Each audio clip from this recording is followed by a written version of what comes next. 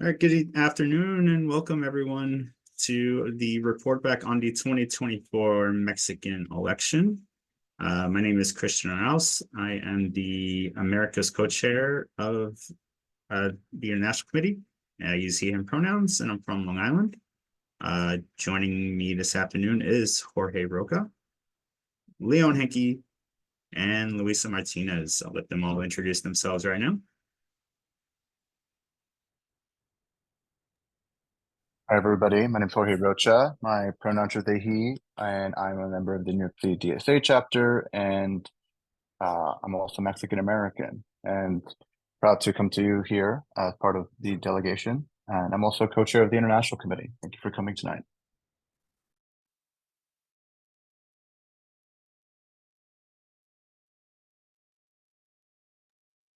I'll go next. My name is Luisa, she, her pronouns. I'm with the Portland, Oregon chapter. I'm Chilean.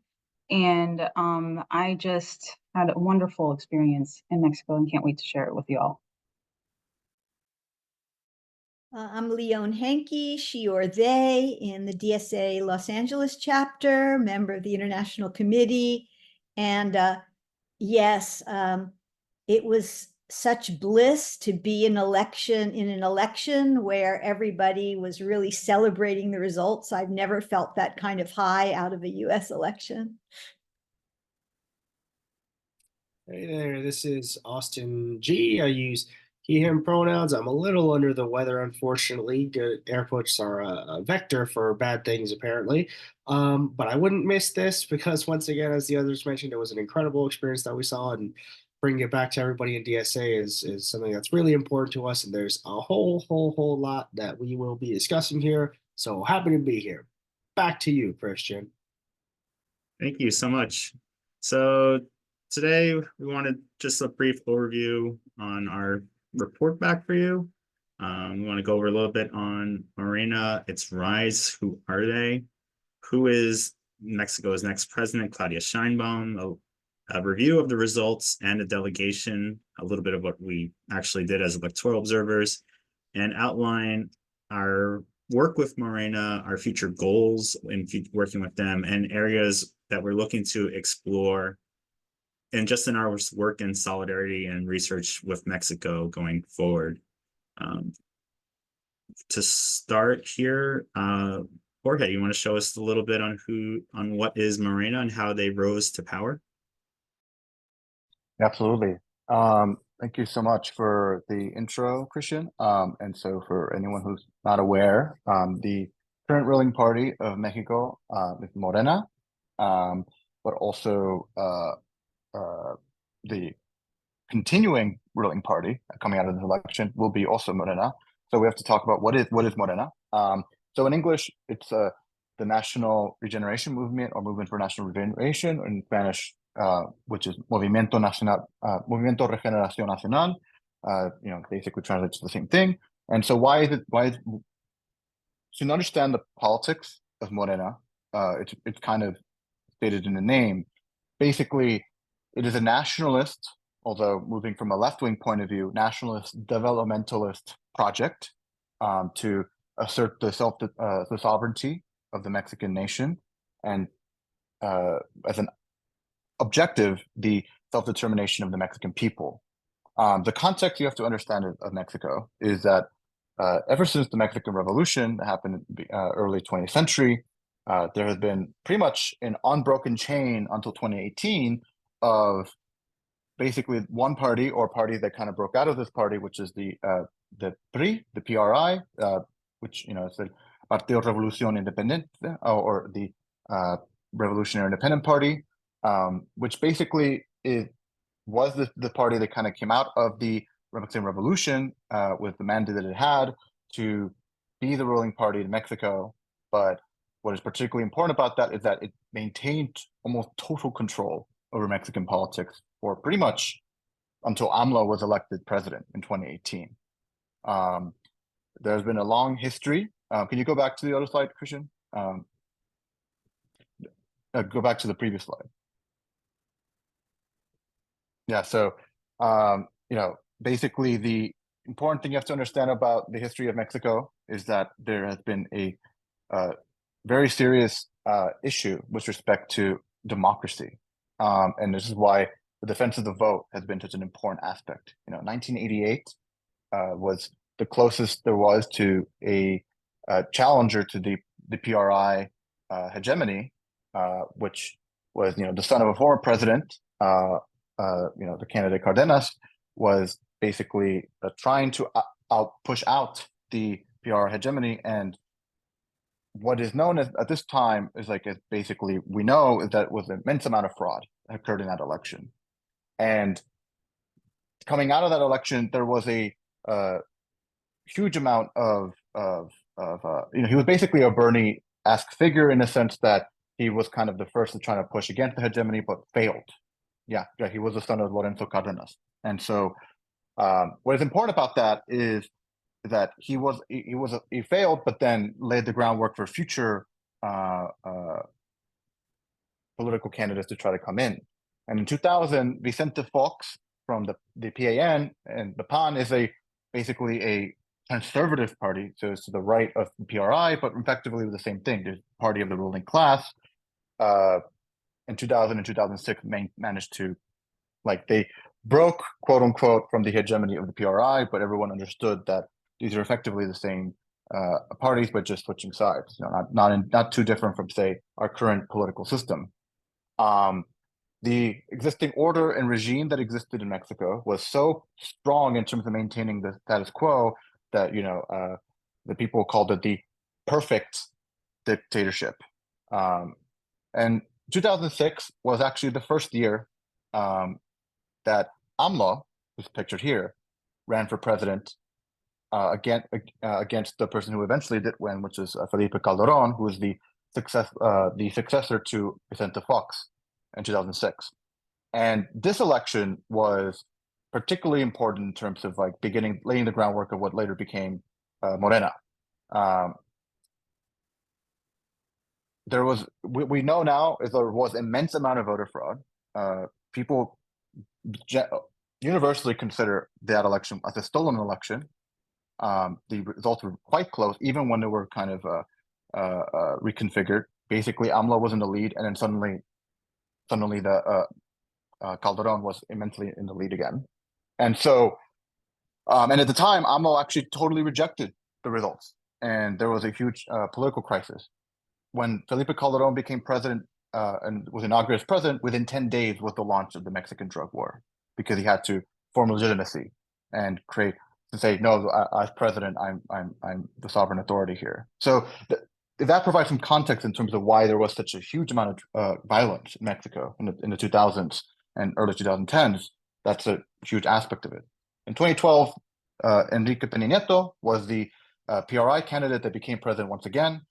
In many ways, he's very similar to some of the idiots that we have in power in the United States that are of the Republican Party, in terms of people mocked him for being a total idiot, didn't really understand, didn't have understanding of economics, politics, totally unfit for office, but because he was part of PRI, it was allowed to be pushed through. And AMLO also ran for president in that election, but he did lose in that election. Some people contest whether it was a fraudulent election. Some people contest it was more legitimate, but nonetheless, he was still a very strong contender in that election.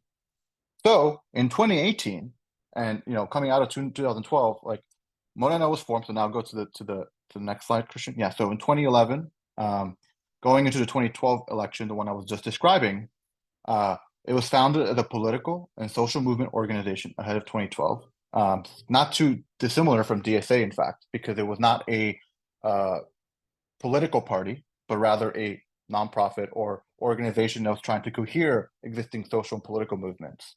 As I was describing earlier, the Nationalist Developmentalist Project that is in left-wing direction that Morena represents is part of it incorporates the various parts of social movements, political movements that exist in Mexico. There's another aspect that needs to be understood is that there's been a very long history in Mexico of the right-wing government, of the cartels, of reactionaries just massacring, disappearing protesters, particularly left-wing ones and student protesters.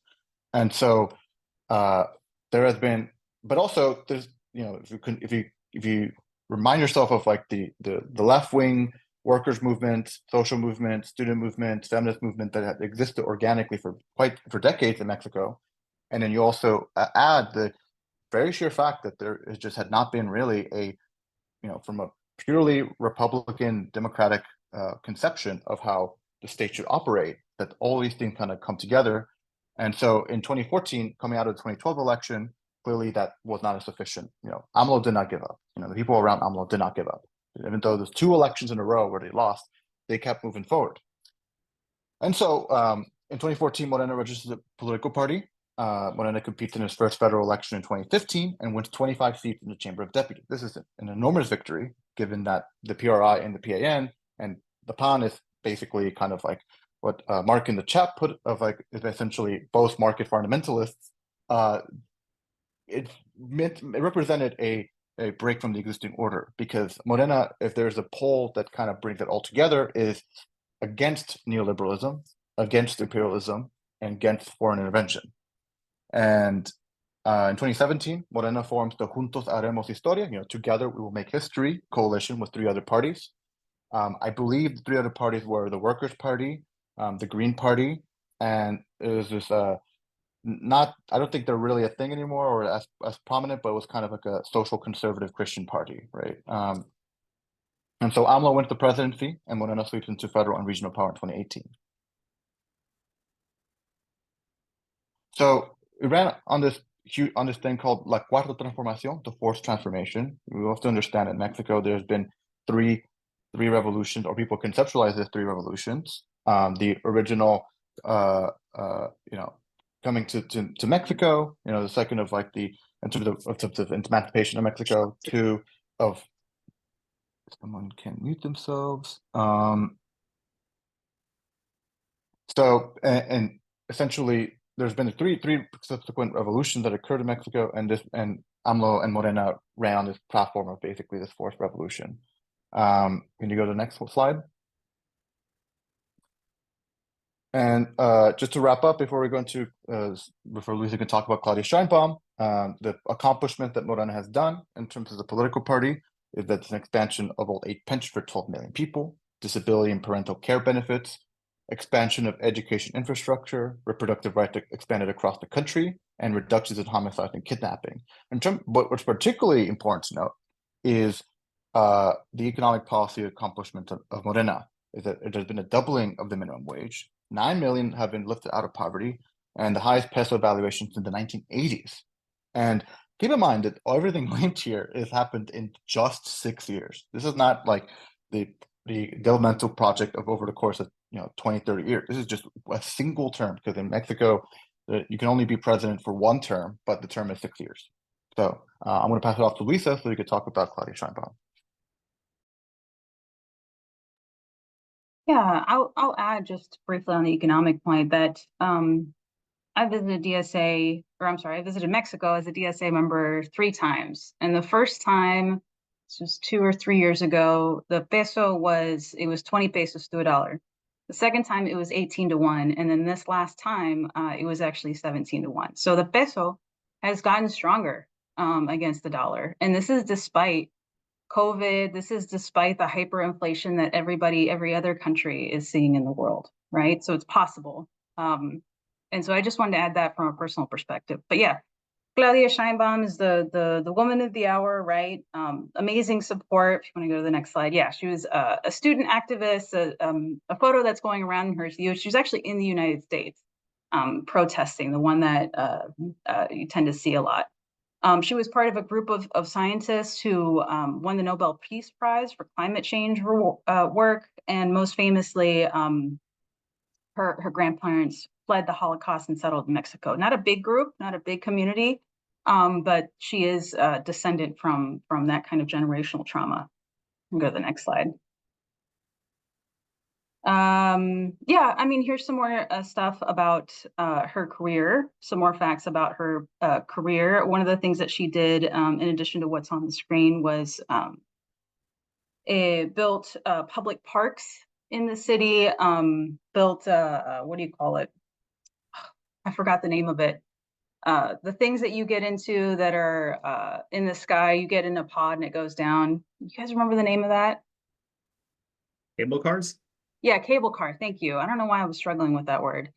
And so a lot of economic investment in infrastructure in Mexico City, which is something that you can directly see and benefit from as a Mexican citizen or a Mexican denizen. You want to go to the next slide? Yeah, in her presidential campaign, and this is kind of indicative of a lot of the sexist discourse around her as a candidate, and that I'm sure will continue as she becomes president, is that there was a primary, right? There was Marcelo Ebrard who ran against her, and she won against him. So it's not as if, like, oftentimes, you know, you hear about AMLO's handpicked successor, right? That's not true. And she had to certainly fight for her seat in the primary. And I will say, you know, personally, there's a lot of discourse about, you hear up, especially being Latin America in the United States, about machismo in Latin America. And I think it's very easy to fall into kind of stereotypes about family units, right, in other countries. And I will say, like, this is a great example of how difficult it is, or how nuanced you have to be when you talk about the status of women in different countries, especially compared to the United States. So now you have a woman president in Mexico. She's not the first woman president in Latin America, right? There have been other women presidents, in Chile, famously. So, you know, I think that we have to be sensitive when we, like I said, kind of repeat this narrative, because about machismo, or we talk about machismo, I think socially for women, it's very different in Latin America, right? But again, it depends on which, by which measurements that you're using, right? And I've yet to see a really thorough analysis comparing the status of women in Latin America with the United States. I think personally, from what I've seen, a lot of it has to do with your economic ability to escape a really horrible situation, right? A woman who has children, how realistic is it that she can escape a situation with a man, right? How much freedom does she actually have to better her situation? That's really at the core. And clearly, it's gotten better for women, and it's going to get better for women. At least that's the expectation. With Claudia Sheinbaum carrying, again, building the second floor of the fourth transformation. And also one more thing that people, you know, again, I think you have to be careful, but sometimes it's good to make analogies to the United States just so people understand it a little bit better. You know, I've heard people say that, like, oh, Hillary Clinton couldn't get elected because, you know, people in the United States just couldn't deal with a woman president. It's like, well, no, Hillary Clinton sucked. Well, two things. One, she actually did win. She actually did win, right? She won the popular vote. She just didn't win the fucking shadow system that exists in the United States. So she actually did win, but also she did suck, right? And so one of the points that I've been making is that, yes, it's amazing that there's a woman president, but it's a feminist woman and it's a progressive woman. And that's the important part, because you know, Margaret Thatcher was a woman and she was awful. You know, they called her Margaret Thatcher Milk Snatcher because of her cuts of social programs, right? That literally took milk out of the mouths of children. So I think it's, again, talking about narrative and how we discuss Mexico and the United States, it's good to not fall into liberal traps about essentialism, that she's a woman, she's a feminist, and she's an educated woman. You don't have too many presidents that have PhDs. So I think all of that is worth mentioning. And that's it. That's my last slide. Yes. Now, Leon will take us through what we observed Sunday.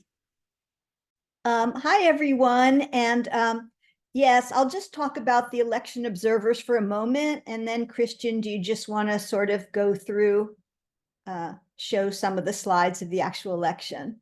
And also, please don't hesitate to let me know if I'm going too deep into the weeds and it's time for us to move on. And also, Austin, I'll talk about the election observation in Mexico City, but I hope you could add a little bit about your experience further out. Unfortunately, I don't have a picture of the assembly of the international delegates. I thought maybe some people wouldn't want their faces spread around. I wasn't sure, but that was just an incredibly amazing experience by itself. Like the chat, there's still, I think it's 139 international delegates on the chat, but I do believe there were a lot more observers than that. And mainly a few others from the US, but mainly from all over Latin America. And so we were able to hear and speak with and make connections with international observers from Cuba, Venezuela, pretty much every Latin American country, Guatemala, Colombia, Argentina, a huge delegation. And so that in itself was really amazing. And, I don't want to get into a debate. I don't know what people want to discuss in the question and answer, but one thing that impressed me in terms of Morena is, it can't do everything at once, but the left of Latin America turned out hugely, seeing this as a step forward for the liberation of Latin America from neoliberalism and imperialism. And, just about every left-wing party and organization you could imagine from all over the continents. And so then in terms of what we actually did, we attended meetings and heard from a lot of different people, but what did we do on the actual day of the election? At 7 a.m., we were divided into vans of, I think it was 12 to 15 people each were a team. And so I was, for example, I was the only DSA-LA delegate in my team, and that way I was able to bond with some people from Cuba and a variety of other countries. And so we went out to watch the opening of the polling places in different neighborhoods in Mexico City. And so and to make sure they started on time, and to talk with the voters and ask them how was their experience, did they have any difficulties, how did they feel, and so on. So, these are my photos. I have a lot more. I just threw a few in. So this was one of the polling places that we visited, that had quite a few people in line. We visited polling places where people only had to wait a few minutes, like 20 minutes to half an hour to 2 hours. And people, everything happened, by the way, in Spanish with no interpretation. Everybody was communicating in Spanish. And so, as I think I mentioned, we were asked to talk with voters in line and after they vote. And so I found the voters in line to be so outgoing and wanting to share their excitement about the election, to complain if the polls, opened a few minutes late, but basically to say that they thought that the experience was fair. And in one of the lines, I got into a discussion with about 8 people, a section of 8 people in the line. And so they asked me about elections in the US. I said I thought this was really more fair and orderly than the elections in the US, especially since it's a national process, whereas, in the US, it varies from state to state, and who's in charge of the elections and whether they really want everyone to be able to vote or not. And so then you want to skip forward a little bit with the slides? Yeah, so this is inside. Oh, David Paul was there. There we go. Hi, David. Yes, so you can see what the voting system was like. This was when we went back in the evening as the polls were closing to see what happened in terms of whether they closed on time, whether any voters were shut out, and then to watch the vote count to make sure that it was fair. And so you see that on the whole, almost everything is done by hand. However, there are these little computers where voters go. There might be a picture of that later. I can't remember, but there you go. Yeah. So so people do have varying amounts of privacy, but some privacy while they're voting, and and they put their results in, and we were able to watch that. And then next slide.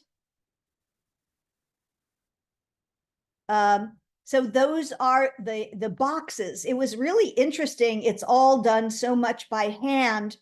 And you see there's a box for president, for the head of Mexico City, for senators.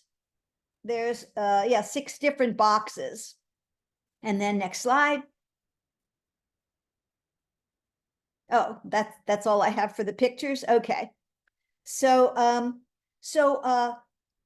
in my van and other people in Mexico City, we saw no fraud, we saw no violence. We did not see any violations. And then watching the voting was fascinating because there were, like about 6 to 8 election workers around the table. And then the room was crowded with every kind of observer watching. And they would call it out as they sort and then count the votes. And then if there was a disagreement about whether a vote was valid or not, it was called by the supervisor of that polling place. So that, for example, at least a few ballots were disqualified because there were about 3 different ways you could be voting for Claudia Sheinbaum for president. You could do it voting through Morena, or through Morena and the Workers' Party, Partido Trabajadores, or Morena and the Green Party. So I was there when someone had put 3 X's voting for Claudia 3 times. And there was a little argument about it where we know what the guy's intention was, but the supervisor said, nuh-uh, that's a nullified ballot. And so Austin, did you want to add anything about your experience? Yeah, I'll be really brief here, just to talk about my own experience. So the reason Leon is pivoting to me here is because I was actually given the opportunity to do election observing outside of Mexico City in what I would describe as rural central Mexico. I was about an hour and a half outside of the city in Mexico State, and to say it was a very interesting experience would be an understatement. I'll try to be relatively brief here since this could take up a significant amount of time in and of itself. I was with a group of Argentines, right? So that was fun. I must have visited like a dozen precincts. We went from precinct to precinct in rural Mexico in the state of Mexico. I should mention part of the impetus that myself and Luisa were brought out there was because the state of Mexico was expected to be pretty close, right? And they wanted observers to come out there. This was just to see what the situation would be like. I'd say probably the most interesting experience I had that I'll do my best to detail here was in one of the rural precincts. We were in the municipality of Otumba. In one of the precincts of Otumba, it's kind of shaped like a hallway, right? A lot of these rural precincts were interesting, right? Some of them were small, some of them were bigger. This one was shaped kind of like a hallway, right? Well, we're going down this hallway, right? We would, as Leon described, right? We would talk with voters. We would talk with some of the poll workers. Generally speaking, the interactions were mostly positive, right? We would just say, hey, we're observers. Everything going good? Oh, that's so cool, right? Well, as we're talking with the poll workers, I get a tap on my shoulder, right? Just a tap on my shoulder. And obviously the people here are speaking in Spanish. He says, hey, can you talk to me really quick? And I'm kind of taken aback. I'm like, okay, I guess. And he says, yeah, just a second. I just need to talk to you for just a second. I'm like, okay. So I go over, and at the time I didn't realize it, but these three people were, they all had like Morena stickers. So they were clearly either supporters or cadre or something like that, right? Um, they say to me that they've been seeing kind of weird things going happening at their precinct, right? They described una muchacha, right? That a woman was like coming in and out of the precincts like with votes, like doing like there was just weird shit going on, right? Is basically what they, excuse my language, is basically what they described. And I'm kind of just like taking it back, just kind of like, oh dang, like what, like, this is definitely not good, right? So the Argentines, obviously, they see a situation is developing, so they come over to me since they speak a little bit better Spanish than I do, and we're talking to the people, right? We go to the poll workers, we try to explain to them what's going on, and the poll workers assure us, oh yeah, it's all good, you know, there's no issues, blah blah blah. And the people we were talking to say to us, they're like, hey, we're just asking questions, right? We're not trying to cause any issues. We're just saying what we saw. We're just asking questions, right? Eventually, the compromise we reached was to, we told them to, if they see the woman or other people coming in again, to make sure to take pictures of them, to share to the poll workers, to make sure that they know, hey, these people were already here voting. Don't let them vote again. So I guess that's a super roundabout way of saying that, like, I can't say that I literally saw PRI fraud, but I heard some pretty like substantial allegations of PRI fraud, which makes it doubly amazing that Moreno won by like 30 points. So like, so that's my own experience. That's the abridged version, I should say, of my experience observing in rural Mexico. So just to conclude, the wonderful coordinators of the international observer delegations, told us that, they really did need our presence, because going into the election, they hoped but did not know that they would overwhelmingly win. And so they were sure that the right wing and the right wing in Mexico's friends in the United States and so on would claim voter fraud and would challenge the results of the election. And so, we were to be on alert. We were to take videos and photos, which we did. And so, as you know, and we'll be talking about the results were like overwhelmingly more than hoped for in terms of clearly a supermajority of Moreno winning the election. And yet, nevertheless, even though the right-wing candidate conceded on the Sunday night, by Monday morning, they were starting to file cases claiming fraud. So I really do think that, in addition to it be a very enriching experience and, network making experience for DSA, that we were really contributing something objective. So thank you.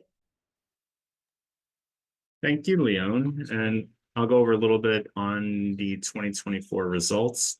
Mind you, we're doing these, the official count is expected to conclude today. So we're using as the visuals the virtual prep count, which is still extremely accurate. I think it's actually underselling, for example, this vote here for Sheinbaum by about 2 million. She's around 35,900,000 after this was produced. So even wider of a margin. So still that 35.9 million, even at 33.2 for that matter, is the most votes any presidential candidate has ever received in Mexico's history. And it surpasses her nearest rival, Xochitl Galvez's margin by greater than 2-1. In 2018, when AMLO was elected, the margin was slightly less, but still, in another sense, just as profound. That was a wider race than this one. But in both presidential elections, Morena have won via landslides. And it's important to highlight their popularity nationwide. In the Senate and Chamber of Deputies, again, these numbers are unofficial, but very much reflective. They might see a little fluctuation. They have obtained a supermajority in the Chamber of Deputies of over 370 votes, deputies, and they are near a 2/3 majority in the Senate, of about 83 out of 128. What both these supermajorities are critical, because if they can achieve it, or if they can find a coalition that gets them over it, they are able to implement constitutional reforms. And this is where you will likely see a future terrain of battle, especially with the political establishment of Mexico, but also the political establishment of the United States, as this can allow them to fundamentally change the country in ways that may draw the ire and cause concerns about democracy, as you hear. And already starting to hear, there's already some market reaction as it became clearer and clearer that Morena would be able to have this opportunity ahead of them, and they are willing and demonstrating that they are going to exercise that opportunity once the new term and their deputies are elected. So that will be an exciting prospect to see, as the fourth transformation really essentially has an opportunity to become permanent and secure the lasting change that cannot be reversed by the political establishment or a potential reaction. So this is where it's critical there. And then lastly, this victory was so total, it expanded to the local races, in which they have now won 24 out of 32 governorships, as well as the Jefe Gubernatura of Mexico City. So this is the chief executive of all the communities of Mexico City, through someone named Clara Brugada, who I know Luisa will be happy to explain a little bit more about her, because immediately this means Brugada is in line to be the next president, if it follows the same path as AMLO and Claudia Sheinbaum, and her biography is extremely interesting. And last note here on turnout of about 60%, slightly down from the previous election, but nonetheless strong, much stronger than US elections, and reflects the popular mandate that Morena will have. Luis, I know you want to speak a little bit more about Clara Brugada and why she is a figure that we should be watching and who can be exciting for people in the US to look forward to.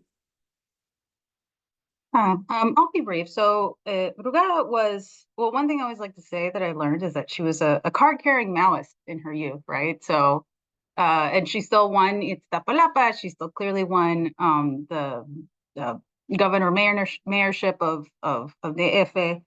And so I just love that about her. She was also a student activist. I updated, I'm so sorry, Christian, I updated the slides after you started projecting. If you could go back to them, I just had an extra slide to add to it. I just kind of explaining some of the class background to her. I'm so sorry, dude. The next one? Let me see. So, oh, actually, it was after Claudia Sheinbaum. Okay. So slide number 12, if you could just go to that. And so one of the things that she did when she was mayor of Iztapalapa, which if you don't know, is one of the poor cities on the outskirts of Mexico City. A lot of people, just like a lot of major cities, the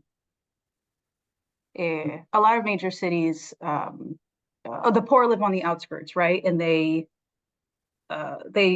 travel inward for their jobs in the city center. And so at one point, throughout her life, she decided to move to Iztapalapa and has been there for over 20 years as a way of maintaining her roots to the poor of Mexico City. So that's one thing to understand about her background, in that, she didn't necessarily grow up middle class like Sheinbaum did. But like I said, she was a student activist. And were you able to get to that slide? No, I couldn't find it. I apologize. No worries. Here, I'll just share screen. just briefly, and again, going kind of to the class background about all this, and what I think is really important thing to understand about Morena, but also the elections, is that you can see, going back to kind of making the point about Brugada, is and her proximity to the poor. You know, if you look at who turned out, and from a class perspective, who voted for whom, here's two kind of charts that give you some idea, right? You actually see a lot more, or at least that I expected, you see a lot more support for Sheinbaum than at least I would have expected, right, from the middle class. You can see clase media alta, clase media baja. I mean, we argue these things don't actually exist, but the El Financiero seems to think so. So let's just go with that. You can see how people voted, right? And then to the right, you can also see how people voted based on what kind of worker they are. So, you know, that's also important to understand about this, and what I think it's a reflection of who Morena centered, and who AMLO has centered in his campaign and their campaign, right? And you know, the utopias in Mexico City, here, let me stop sharing. You can go back to your, oh wait, I just wanted to show one more thing. This is just a photo of Brugada when she was younger as a student activist. But one thing I wanted to say about the utopias in Iztapalapa is that, you know, these are not just recreational centers. You go there for therapy, physical or emotional therapy. You can go there to learn about violence against women, domestic violence. There, you can go there to learn music, really beautiful place to swim. They have a huge swimming pool, one of the ones that I went to. You can go exercise, there's even like a dinosaur world, you know, in one of them. So it really goes back to this idea that, you know, poor people have a right to recreation too, right? And they have a right to recreation that's free. In the United States, when you want to go do something, it costs a lot of money, whatever it is, right? Even just a park, to put, you know, to travel, right? To sit in traffic. And so it really goes back to this idea that poor people are deserving of these things too. And another thing, I think it's, again, really important to keep in mind, the differences between Latin America and the United States is that, you know, there's a really clear understanding of the role that the middle class plays in revolutions, right? And that the middle class is not your friend in Latin America. Oftentimes they are, you know, the biggest reactionary force, right? They're the biggest impediment to transformational change. But yeah, I personally look really, I'm personally going to do my best to follow Clara Brugada, and I look forward to seeing what she can do as governor of Mexico City. So thank you, Christian. And thank you. So last bit here is we want to talk a little bit, and Austin, I invite you as well, talk about how our relationship with Morena has started, has grown, and where are we hoping to grow, and where our Mexico solidarity work is hoping to grow as well. Sure, yeah, I could talk about this literally forever, so I'm gonna try and not do that since we're close to the hour mark. Wow, so Morena have always been the entire time I've worked in DSA, Morena have always been a friend to DSA, right? And I think the best example I can give of that is for some of our old heads in here, although this was literally just like a couple years ago, right? When DSA applied to join the Sao Paulo Forum, it was actually Morena who was one of our biggest defenders and champions within the Sao Paulo Forum when it came to admitting us as what we are now, associate members, right? And I think the reason for this, excuse me, the reason for this is obvious, right? The large Mexican diaspora that exists in the United States, right? Mexico is the United States' southern neighbor, right? The largest neighbor by population. When we were in Mexico City, we talked a lot with people that run or have run Morena's diaspora operations, right? And people were not very optimistic about what the vote could look like, right? As far as the diaspora vote in the United States. I'm very happy to say that it kind of blew away all of our expectations. I don't know if people were watching social media during election day or whatever. There were long lines outside of Chicago I saw of people trying to vote at consulates. When I think of DSA's relationship with Morena, I want to organize those people, right? I want those people to know DSA is their home in the United States, right? And I think that's what Morena wants too, right? When we had dialogue with Morena, to be able to help, also some very beautiful things you're seeing here on the slideshow. Like, I want to be able to work with them directly to organize the diaspora in the United States, right? So we as an organization, DSA, when I think of it from our perspective, we can grow our POC membership. We can grow our working class membership with bases of voters and supporters that are in many cases already politicized, right? Because of how broad and wide Morena's mandate is. So when I think of our homework next, I want to look at those consulate vote totals. Where were the highest votes, right? Where were the highest votes? How do we talk to those people? How do we engage with them? And when I think about our relationship with Morena, I think there's another really big thing that Morena can help us with. Organizational structure.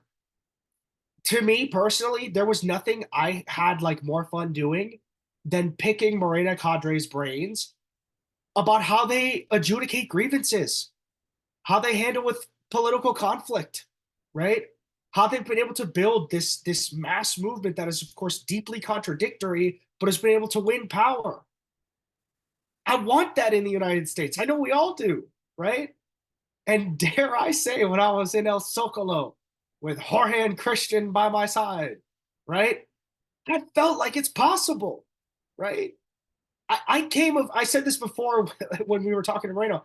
I came of age during Vicente Fox and Felipe Calderon when this did not seem possible, right? When Mexico's political culture was very right-wing, very conservative, you know? And they've turned it around. So why can't we do that here, right? I come away feeling very inspired, right? And I do believe that's something we can do here. Obviously, it takes a lot of work, but I think we've got willing partners in Morena. We've got willing partners in places across Latin America. Because I don't want to get too broad here or whatever, but why stop with Morena? There's plenty other left-wing political parties that have diasporas in the United States that we can begin to engage. But once again, we're getting close to the hour mark here. I don't want to talk too long here. But once again, this is a beautiful, where were we at in this picture? I don't know. Oh, Chimney Burger is what it says in the background. But yeah, I'll leave it at that unless anybody else had anything to add. No, that's great. One thing I want to highlight here, especially using this picture as a good example, ignore me well in the back there on my phone, is not just we had our delegation, but we also had the help of DSA members who are either based in Mexico City or were able to travel to Mexico City. Jeffrey Hermanson, I think, is on this call as well. I want to shout him out. I want to shout out Tristan C as well. I'm probably missing other people as well. Even some of our handlers were Mexican American, have histories of being communist in the United States and then working with Morena. So there's this rich interchange that already exists from people's personal stories that we can just tap into for organizational growth and institutional knowledge that's inherently mutually beneficial. And this organic, and because Americans there's a lot of Americans with an affinity for Mexico and for Mexico City, we want to provide that opportunity to enjoy that affinity in your personal sense, but also in your political sense as well with some of the work we're doing. And this is a great opportunity to just show the potential of that and really make this delegation beyond the electoral observation part. We had an opportunity to speak as well. We won't be able to get to it today, but we had a separate meeting with some members of organized labor.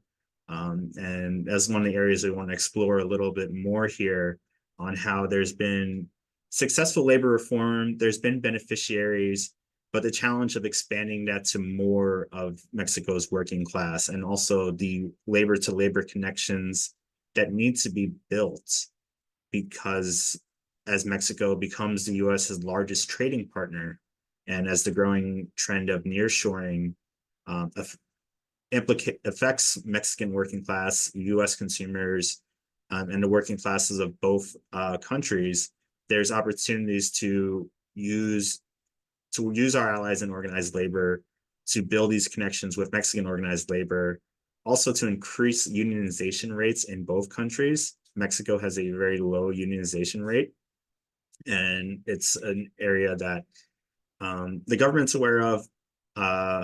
Reform-minded labor organizing is aware of as well. It's a shared goal to improve it, just as we have the shared goal of improving unionization rates in the US. And we also, there's room to talk about the reform union movement and the clashes it has with Mexico's labor establishment, and how much that resembles some of the struggles that we've had in the US. And also other areas that we want to explore that we're starting to, with eco-socialism in particular, the case study of the Tren Maya, building train infrastructure that finally connects the Yucatan to the rest of Mexico, and really starts to connect that country, but also through the challenges of constructing through rainforest and indigenous land, and the protests that have arisen from that, as shown in the picture there, and how to grapple with these contradictions and challenges, but also the necessity to build popular renewable infrastructure, and also maintaining state ownership and state sovereignty over it, as the state sovereignty and state ownership of natural resources is critical to Mexico's development and keeping it away from the US-centered corporate interest. This is the famous story of Pemex in the 1930s. And then lastly, migration is a critical issue. We just saw it this week with Joe Biden's Trump-esque, if not Trump, just copy-paste executive order for asylum at the border. So we're seeing the bipartisan anti-immigrant consensus show its head again, and we need to develop an alternative to that. And we need to understand as well that the enforcement of the current status quo puts pressure on Mexico to act as enforcer, even if it contradicts the social justice goals of its government, of its functionaries that we know that they have. And knowing that this is the main source of pressure that the US empire will put upon it. And if Mexico does not act as enforcer, then you will see further pressure across other sectors from the US upon Mexico.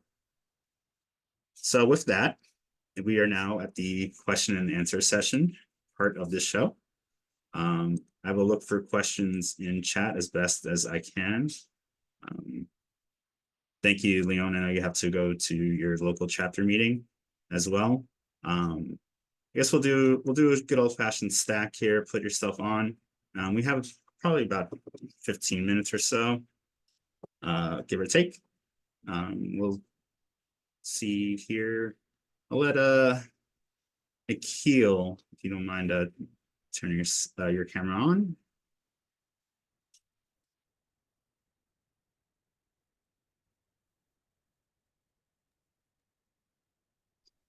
Hey, so I just wanted to highlight the fact that we've got just a barrage of different criticisms coming from the American media establishment about Mexican democracy related to some of the reforms, which are various. There's a reform to get rid of proportional representation, which we probably have feelings about, but then also means of democratizing the courts and electoral organisms, which are now autonomous in a way that's really worked to the disadvantage of popular forces. Two of Morena's candidates in the last legislative election, I think, were kicked out over spurious issues, and there's also been problems with voting in the exterior, making sure that everybody could do that. But I just had this question, which was how do we acknowledge some of these criticisms from especially autonomists in Mexico over indigenous rights, over the treatment of women, for instance, over ecological issues, over migration, without giving in to the the establishment narratives, and how do we do that while maintaining our connections with activists on the grounds here in the United States, as well as with the Morena infrastructure. I Okay, could take this one. go ahead. Yeah, thank you for that question, Nihil. So I think that's also a really important aspect that need to be considered regarding this issue. And I mean, I saw some people in the wake of like Claudia being elected. It's like, oh, well, how, like some people who are saying like, it's, well, why are some people celebrating this? She's not great on, say, certain issues, and she's like not like, say, hardline socialist and all that, which I think are all criticisms that are accurate, frankly. But nonetheless, like we have to kind of view everything in the context of like the larger, um, history of Mexico, kind of what we were talking about earlier before, but also you know, I think something I like to always remind people in terms of like in the IC and internationalism is like just the reality of politics doesn't just disappear, even when you're in government, especially when you're in government. Progressive forces, socialist forces, communist forces, like there will still be politics. And this is not a claim of like trying to flatten like contradiction, but rather acknowledging it head on. Like people, there will be factions, there will be all these things, there will be competing forces, but most importantly, when certain projects are being attempted, particularly like the development project, like we mentioned earlier, was like the Tren Maya, or some of the other aspects in terms of ecological ones, there will be imperfections, and so something that's important to remind people is that like the ruling class has ruled countries for hundreds of years, in some cases thousands of years. The working class and the ruling class has made mistakes. The working class now has their turn to be in power, and they have the right to make mistakes too.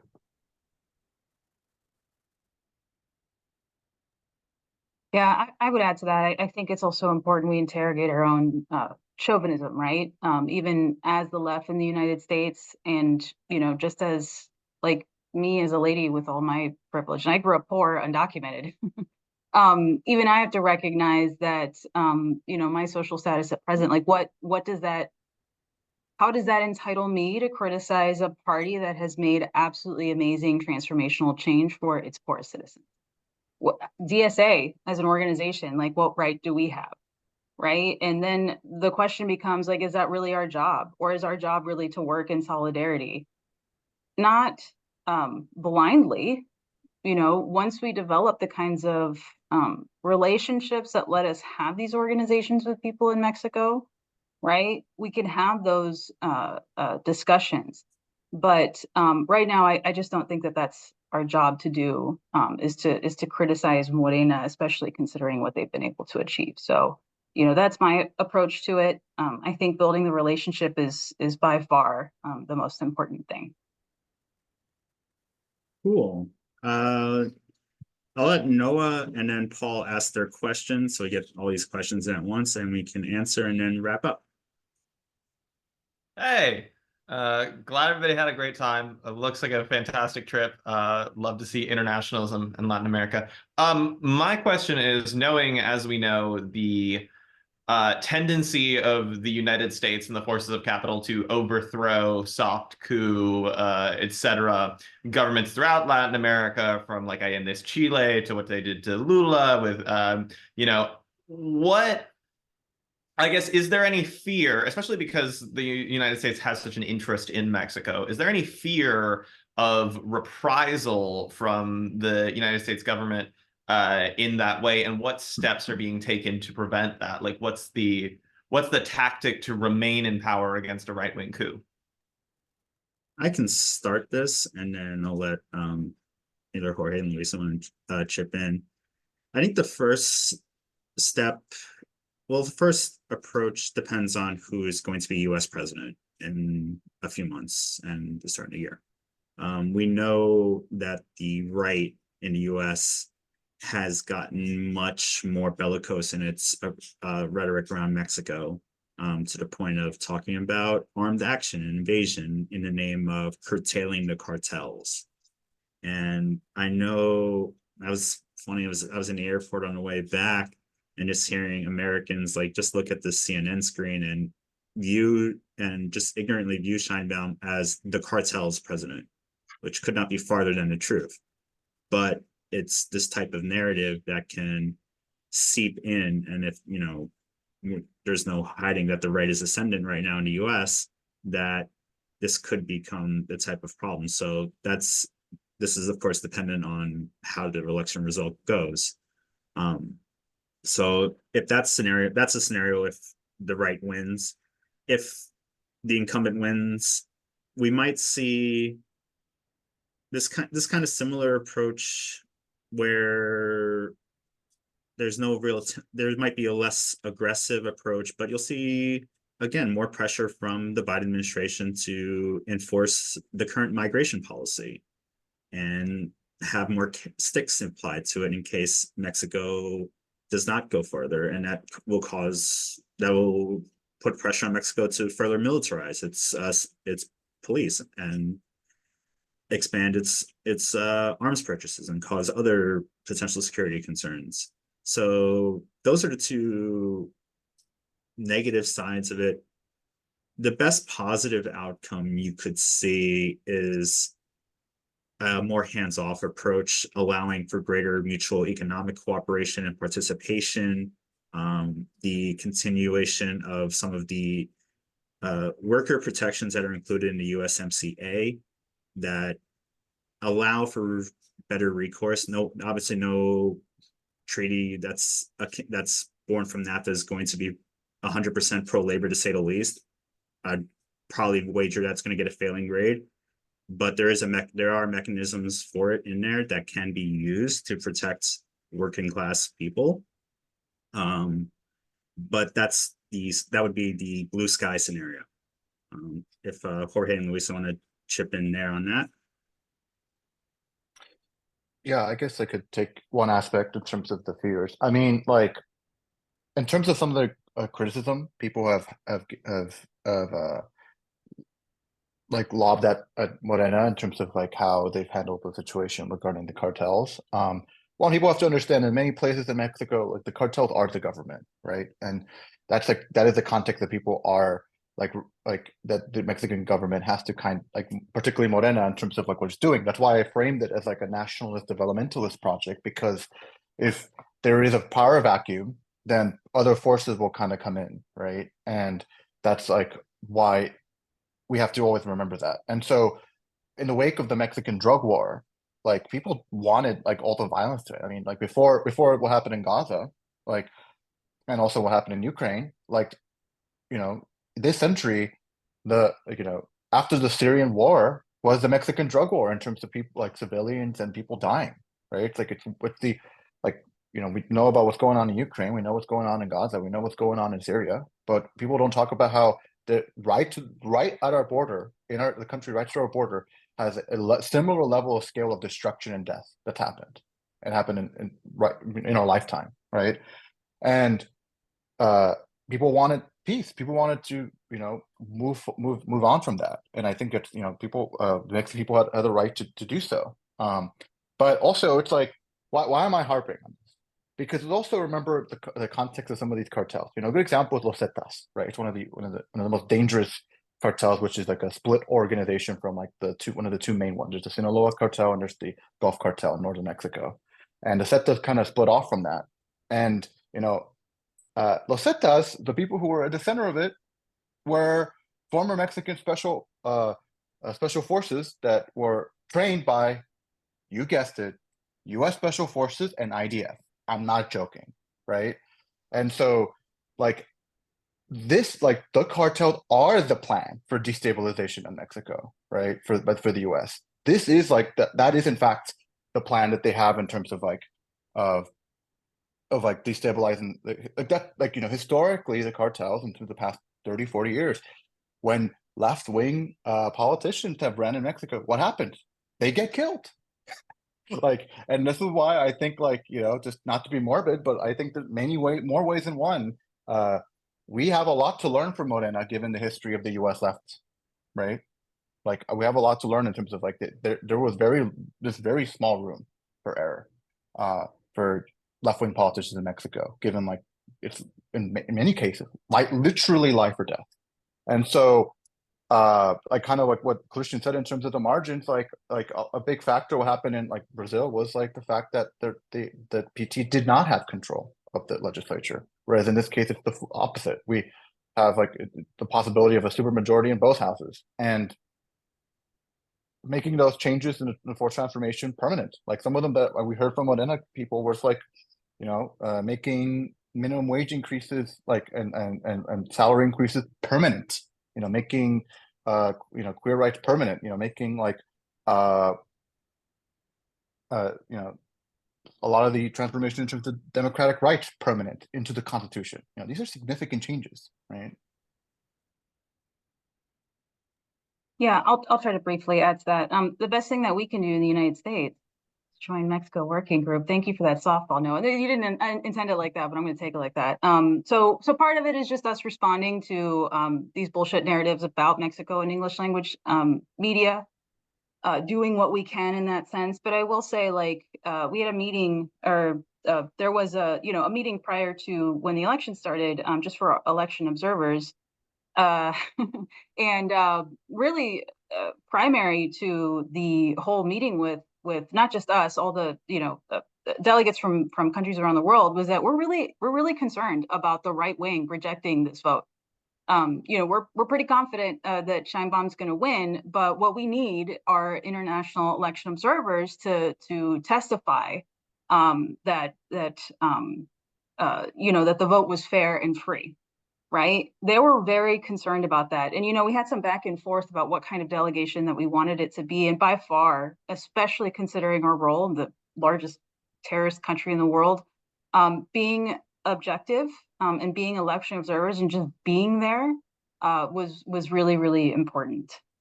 And I will say, Jeffrey smartly put in the chat that the best thing that they could do is maintain popular support, right? And it's true. If you look at coups, like, I often compare like Brazil to Venezuela when Hugo Chavez got couped, right, by the United States. They couldn't even keep him out for 48 hours because El Pueblo responded, right? The people responded, right? And there was definitely support for Lula, but we also have to understand like why the pendulum swung the other way, right? And so I think those are good kind of examples to compare to, that the best thing that you can do is maintain popular support, right, amongst poor people, right, amongst the majority of the population. Cool. I think that's a great way to end it there.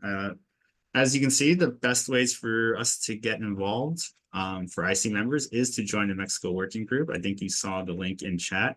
IC Americas, we are continuing our country solidarity work. So feel free to reach out if there's a country that catches your eye in the region. We'd love to have you involved.